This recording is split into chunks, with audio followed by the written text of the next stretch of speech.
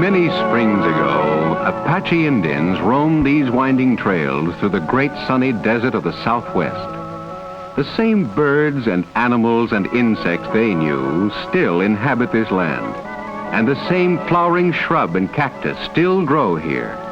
But today, this glorious pageantry of color and life has become a rich and productive desert, undreamed of in the early days of this unforgettable land of Geronimo. The giant saguaro, monarch of the cactus family and trademark of the Southwest, still burst into flaming beauty each spring. And the beautiful Palo Verde trees still grow among the great towering saguaro, their bright blossoms a golden mecca for the birds and bees that live in this desert wonderland.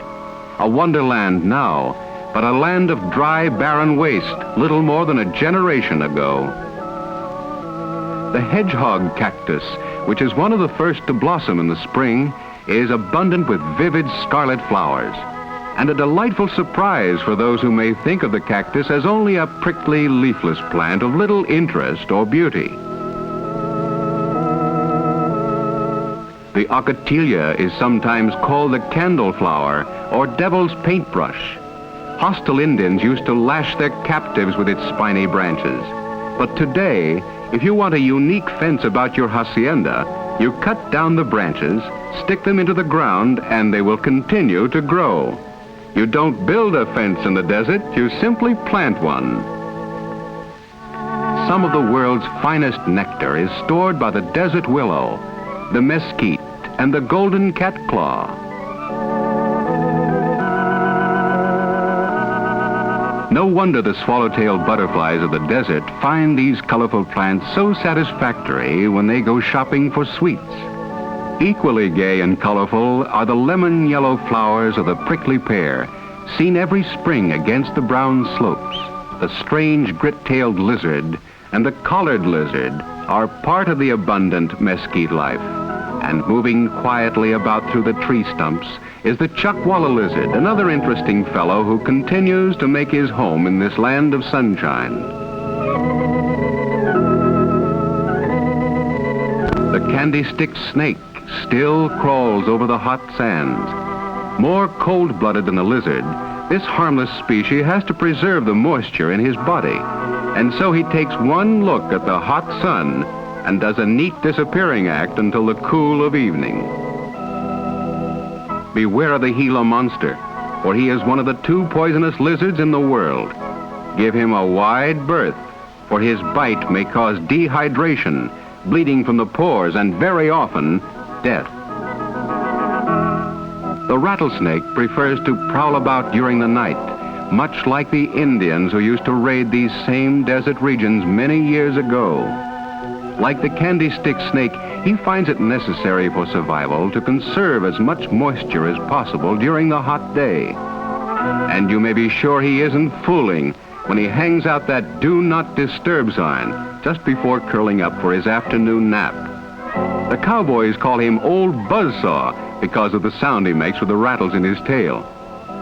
The rattlesnake will always avoid a fight if he can make a safe getaway, but it is better not to provoke him, because then he will bare his fangs and prepare to battle for his privacy. If sufficiently annoyed, he will sometimes strike twice, so fast that very often the first strike is blurred with the second.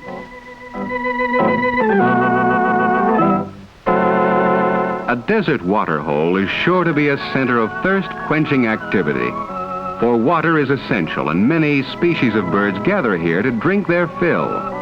They include the Gambel's quail, the mourning dove, and the small Sonora dove.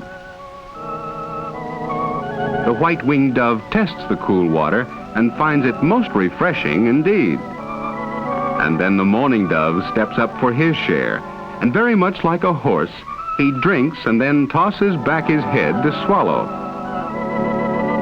Everyone's thirsty today, the tiny Sonora dove, who sips daintily from the clear water in the pool, as well as the Mexican house finch. The favorite sport of the vermilion flycatcher is to catch insects on the wing and fly them home to his family. When the thermometer registers 120 degrees, the birds of the desert are vitally concerned with air conditioning. and the wise mother bird spreads her wings carefully over the nest to keep her young cool. The Arizona verdin is an ingenious architect. This small bird with the golden head and rusty shoulder patches uses the sharp twigs of the catclaw when he builds. He adds a roof to protect the nest from the heat of the desert day as well as from the chill of the desert night. And for extra protection, he lines the nest with plant down and feathers, because insulation is a practical necessity in the desert. The Arizona cardinal, who looks much the same as the eastern cardinal, is probably the most brilliant songster of the entire desert. When the male is fully matured, his plumage is bright scarlet. The cardinal is but one of the many beautiful birds who lend color and life to the Mesquite Mesa, which many folks think is a still and parched wasteland. The Gila woodpecker may be found near the saguaro forests, and while there is no shortage of trees, he has a definite housing problem.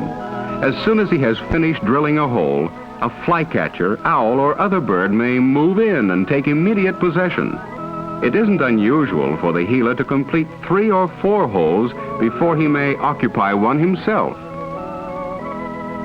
The mesquite forest is also the home of the Gambel's quail.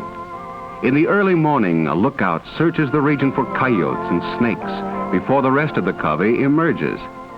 The survival of these noisy and chattering birds is a striking example of the vital part conservation plays in the desert country.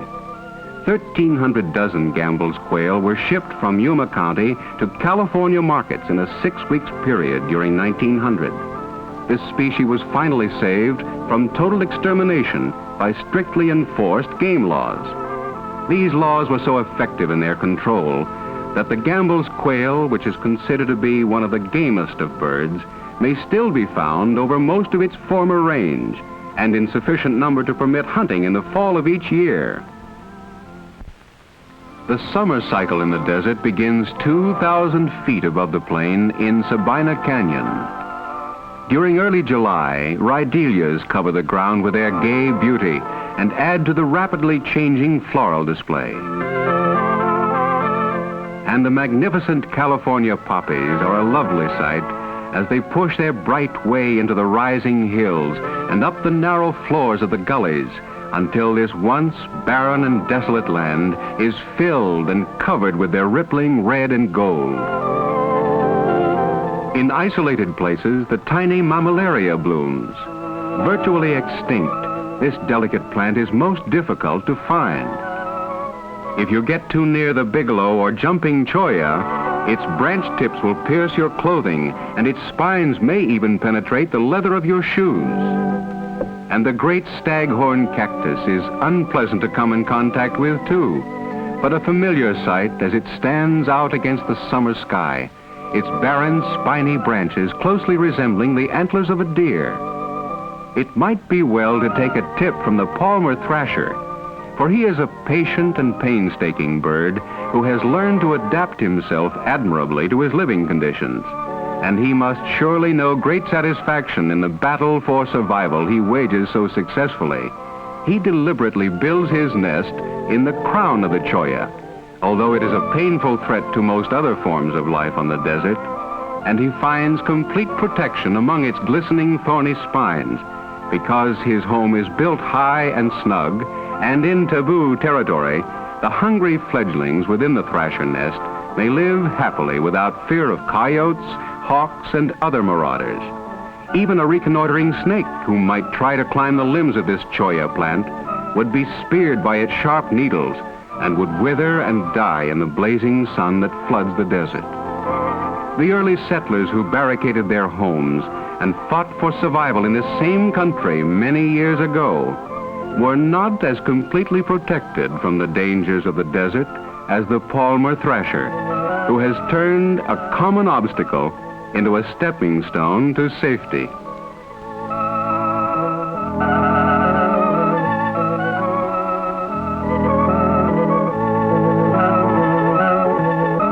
The fruit of the prickly pear resembles a fig with thistles and provides life-sustaining moisture to birds and insects. desert wasps and even the coyotes feed on these luscious pear-shaped fruit, and the Indians of the Southwest have learned to make jams and liquors from them.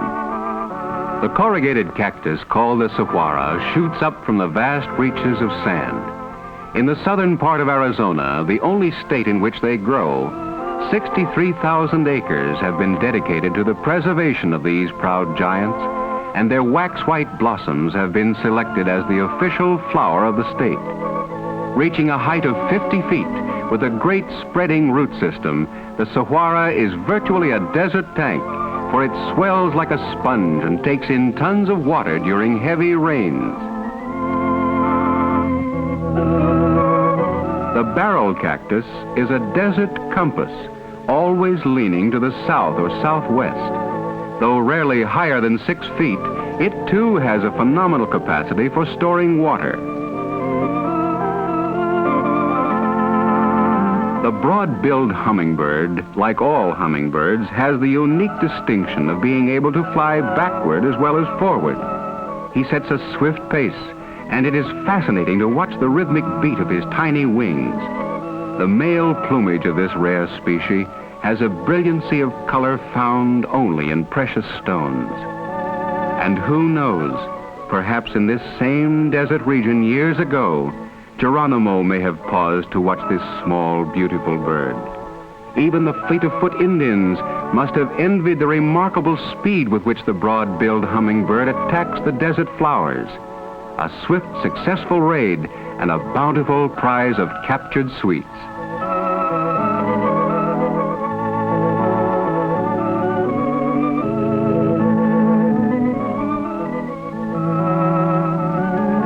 The Chiricahua Mountains rise some 2,000 feet above the level desert floor.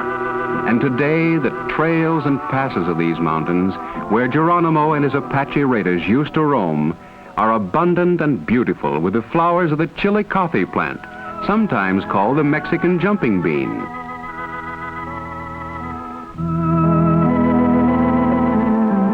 The yucca plant is found all through the lower mountain regions, and while it is in no way related to the cactus family, it is found in somewhat the same territory. Its creamy white blossom, which appears in clusters on a flowering stem, is the state flower of New Mexico. 2 of the species contain soap-like substances and have been used for washing purposes for many centuries. A popular nickname for the yucca is Spanish bayonet because of its sharp-pointed leaves, which are the approximate size and shape of a bayonet blade. This plant is relished by cattle to such an extent that it is fast disappearing from most of the ranges.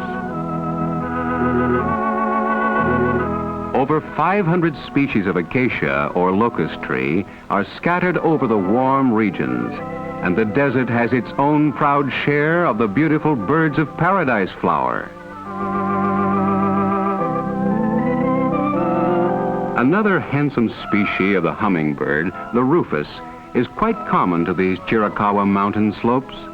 When the sun hits the bright patch of his throat, he resembles a small gold nugget. He is an interesting little fellow to watch as he gathers nectar from the stalk of the mescal plant.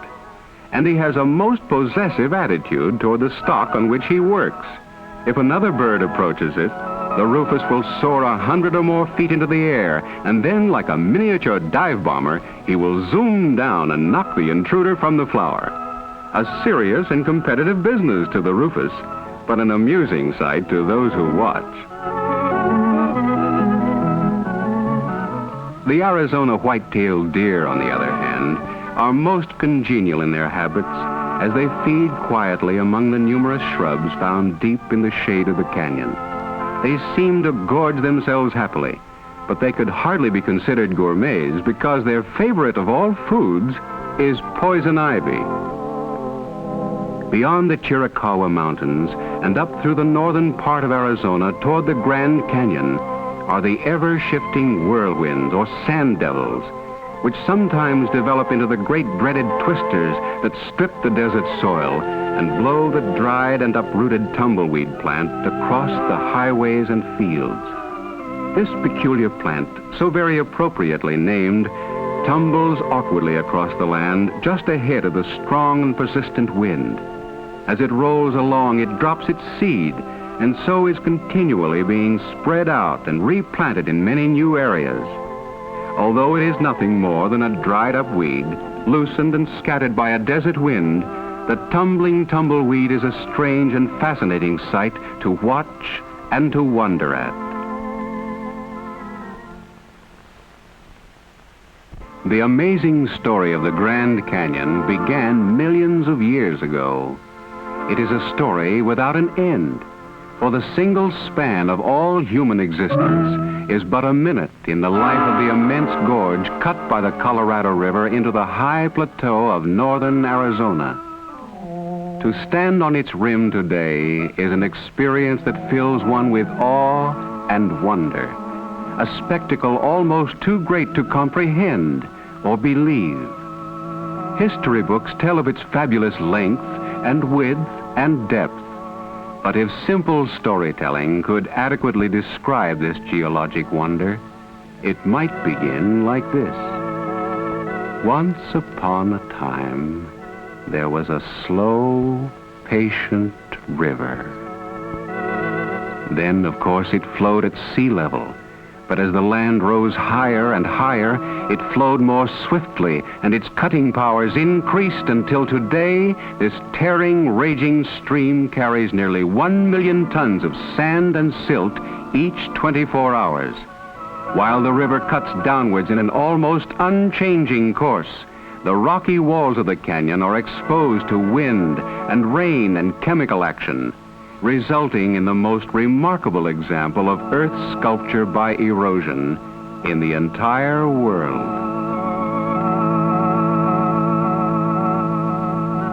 Erosion, however, does not always result in breathtaking beauty. Intensive overgrazing, combined with the forces of nature, often strips the top cover from the desert, allowing a runoff, and the sheet and gully erosion which follow can destroy the countryside in its gouging process. A single flash flood from the mountains, combined with this dry wash, can cut to a depth of 12 or 15 feet in the matter of a few hours. This threat of erosion is being met today in many experimental areas, where grasses and shrubs are being sown in order to hold the soil and moisture and prevent repeated and ruinous runoffs. Normal growth in restricted grazing areas contrasts sharply with the results of unrestricted grazing and points to the desert's great need for effective conservation. The Roosevelt Dam, where waters of the high mountains are impounded, offers complete control of the irrigation system and an abundance of electrical power. Dedicated in 1911 by Theodore Roosevelt, this first major storage dam has unlocked the wealth of the soil and has turned barren desert valleys into great inland agricultural empires.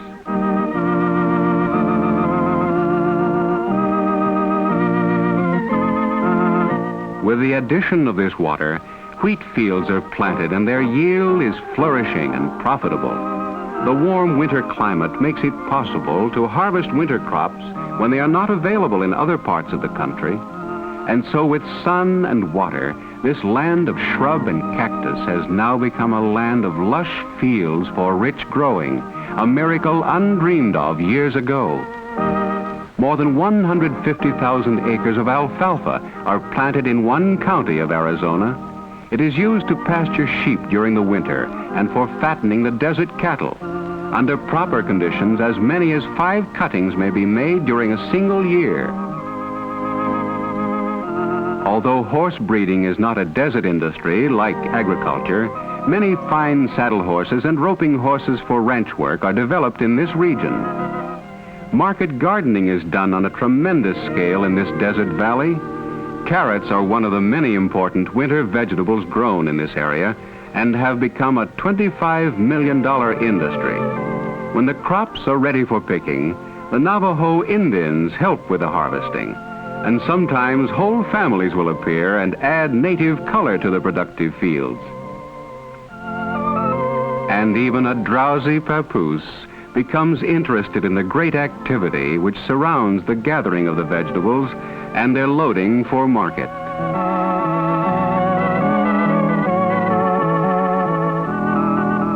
Another vital crop is citrus fruit, which is making rapid strides as a source of agricultural income under the modern system of irrigation.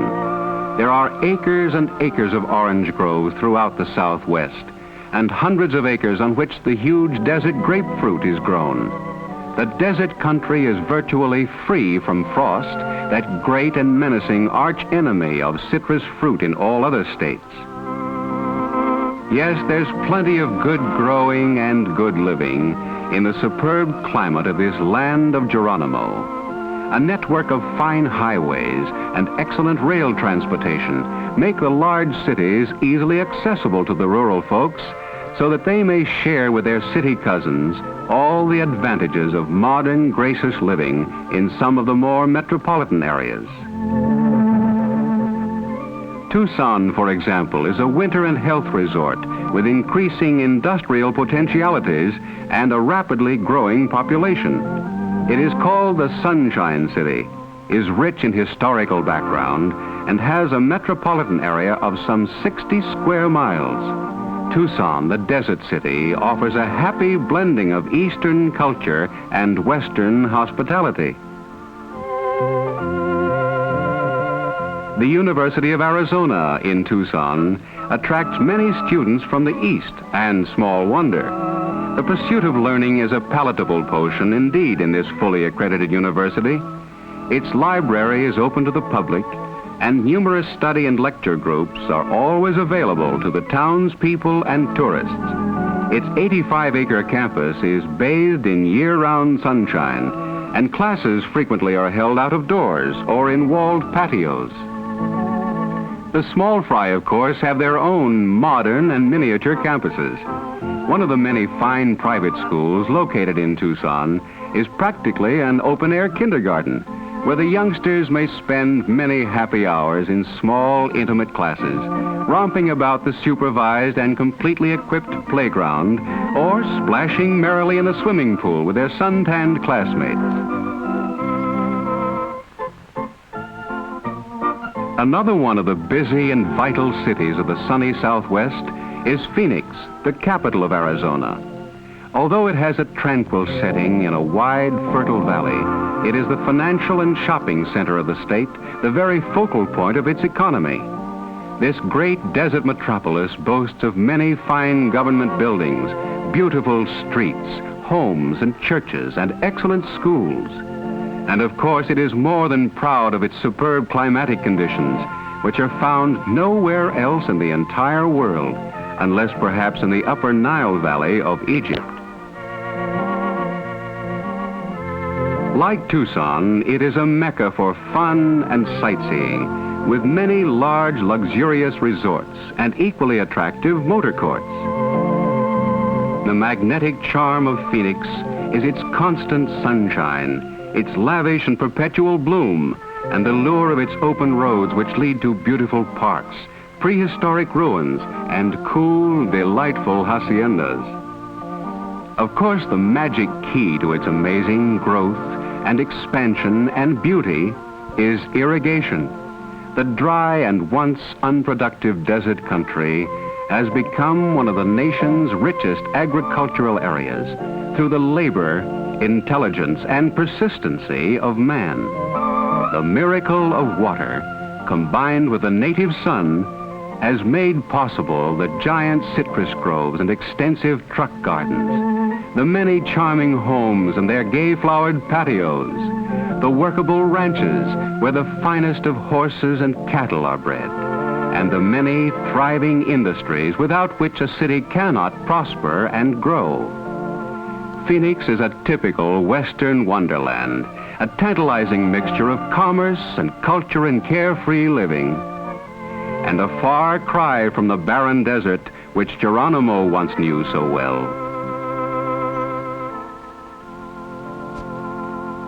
Not so very long ago, historically speaking, the Indians and white men knew nothing but hardship and struggle and uncertainty in their bitter battle for survival in this same desert.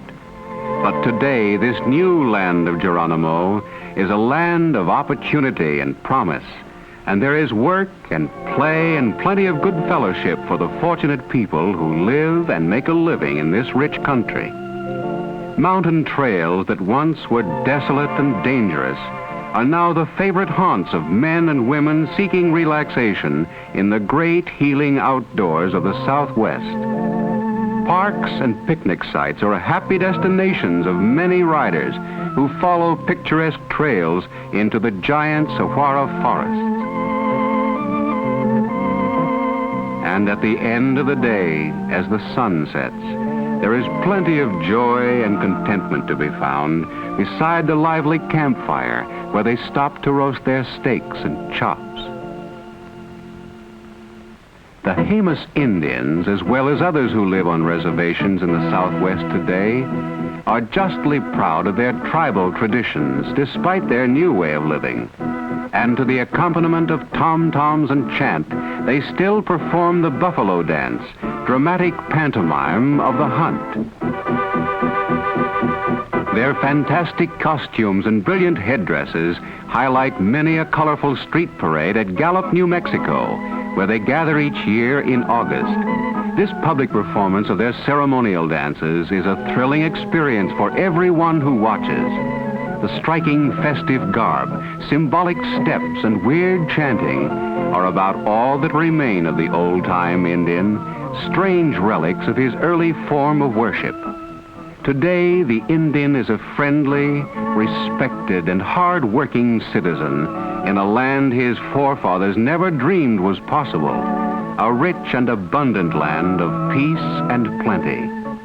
He has become a skilled farmer and a craftsman in the fields of industry and art, and although he may still cling to many of his ancient tribal customs and superstitions, he follows the peaceful way of life with a quiet dignity.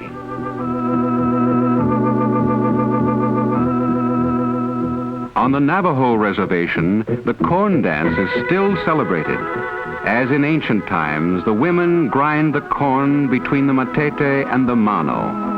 For hour after hour, prayers are intoned for the precious corn crop. Repeated dramatic calls for the blessing of clouds and rain can be heard as the men provide inspiration with their solemn chanting.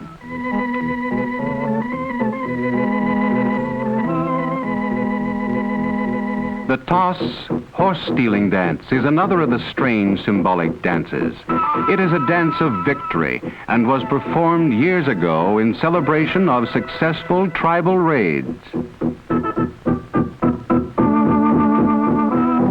Every year, the Indians of the San Juan tribe perform the intricate steps of their famous deer dance. This is their spectacular way of asking the Great Spirit to watch over and to protect the deer during this period of privation, and that the green juniper boughs will afford protection to the fawn.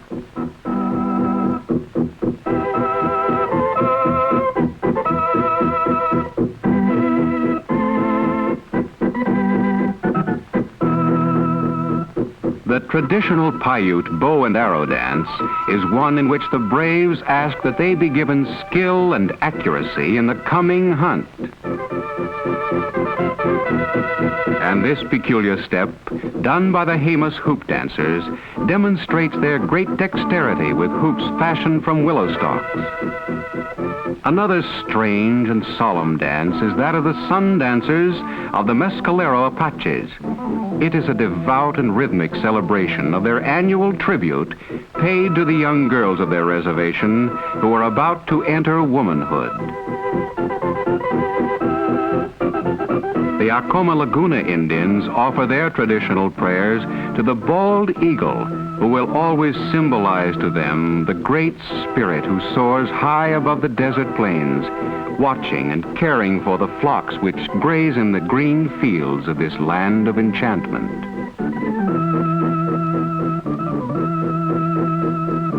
While many of the ceremonial dances performed today by the various tribes are routine pleas for good weather, good crops, and green fields, the Shawnee Indians still celebrate with a colorful war dance as they did many years ago. It was the custom then for warriors to wear their most splendid costumes before leaving for the battlefield. They believed that the elaborate dress would assure honor to their tribe as well as to themselves, and would ensure them an honorable passage into the happy hunting ground if they fell in battle.